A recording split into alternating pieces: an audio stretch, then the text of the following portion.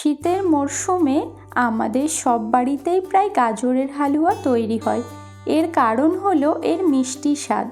রান্নার সময় এর থেকে আসা লোভনীয় সুগন্ধ আমাদের মুখে জল এনে দেয়। তবে এটি শুধু স্বাদেই সমৃদ্ধ নয়, স্বাস্থ্যের পক্ষেও ভীষণই উপকারী। এখানে আমি 500 গ্রাম গাজর নিয়েছি। গাজরগুলোর খোসা ছাড়িয়ে দু প্রান্ত কেটে বাদ দিয়ে পরিষ্কার করে 3 থেকে 4 বার ধুয়ে নিয়েছি। এবার এগুলোকে গ্রেট করে নেব। তার জন্য এখানে একটা গ্রেটার নিয়েছি। এবার এগুলোকে আমি একে একে সুন্দর করে গ্রেট করে নেব।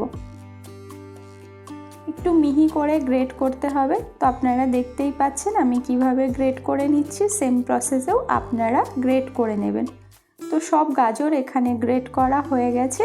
এবার এগুলোকে একটা সাইডে রেখে দিয়ে এখানে আমি নিয়েছি কিছু ড্রাই ফ্রুটস, যেমন নিয়েছি আমন্ড। এবার এগুলোকে আমি ছোট ছোট টুকরো করে কেটে নেব।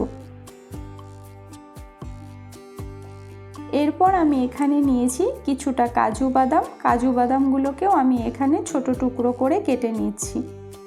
এখানে আমি নিয়েছি কাজু বাদাম, আমন্ড বাদাম, কিশমিশ। আপনারা চাইলে আরও কিছু ড্রাই ফ্রুটস নিতে পারেন। কড়াই গরম করে কড়াইয়ের মধ্যে দিয়ে দিচ্ছি 1 টেবিল চামচ ঘি। ঘিটা ভালো মতো মেল্ট হয়ে এলে এর মধ্যে অ্যাড করে দিচ্ছি কাজু বাদাম আর আমন্ড বাদাম। লো টু মিডিয়াম হিটে আমন্ড আর কাজুটাকে 1 থেকে 2 মিনিট ভালো করে ফ্রাই করে নিতে হবে। তো এটাকে 1 থেকে 2 মিনিট আমি ভালো করে ভেজে নিয়েছি। এবার আমি এর মধ্যে অ্যাড করে দিচ্ছি কিশমিশ। কিশমিশ দেওয়ার পরে আবারও 2 মিনিট মতো ভালো করে লো ফ্লেমে ভেজে নিতে হবে। তো সমস্ত ড্রাই ফ্রুটস ভাজা হয়ে গেছে। এগুলোকে তুলে একটা পাত্রে নামিয়ে রাখছি। আমি এখানে আরও 1/2 টেবিল চামচ ঘি অ্যাড করে দিলাম। ফোড়নে দিয়ে দিচ্ছি 4টে এলাচ আর দিয়ে দিলাম 2টো তেজপাতা। ফোড়নটাকে একটু ভালো করে ভেজে নিয়ে এবার আমি এর মধ্যে অ্যাড করে দিচ্ছি গ্রেট করে রাখা গাজর।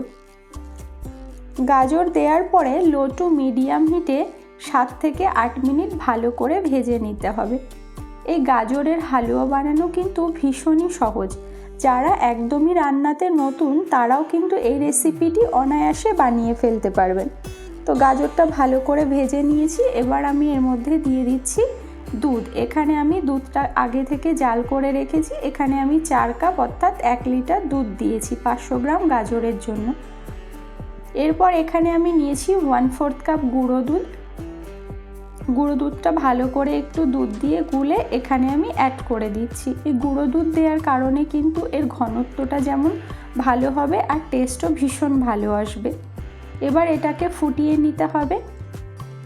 তো আমি মিডিয়াম টু হাই হিটে রান্না করছি। দিয়ে দিচ্ছি স্বাদ অনুযায়ী লবণ, কারণ মিষ্টি জিনিসে লবণ দিলে কিন্তু মিষ্টি জিনিসের স্বাদ ভীষণই ভালো হয়। দিয়ে দিচ্ছি 1/4 কাপ চিনি। আমি মোটা দানার চিনি ব্যবহার করেছি, তবে মিষ্টিটা কিন্তু অতি অবশ্যই আপনারা আপনাদের স্বাদ বুঝে ব্যবহার করবেন। এটাকে কিছুক্ষণ ফুটিয়ে নেওয়ার পরে ভেজে রাখা ড্রাই ফ্রুটসগুলো অ্যাড করে দিচ্ছি।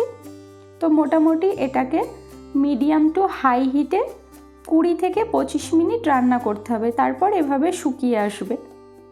তো আপনারা দেখতেই পাচ্ছেন ধীরে ধীরে এটা একদম শুকিয়ে এসছে। যখন দেখবেন কড়াই থেকে এভাবে উঠে আসছে তখন বুঝবেন যে হালুয়াটা আপনার একদমই রেডি হয়ে গেছে। তো দেখতেই পেলেন কত সহজে এটা বানানো যায়। এটা খেতে কিন্তু ভীষণই টেস্টি।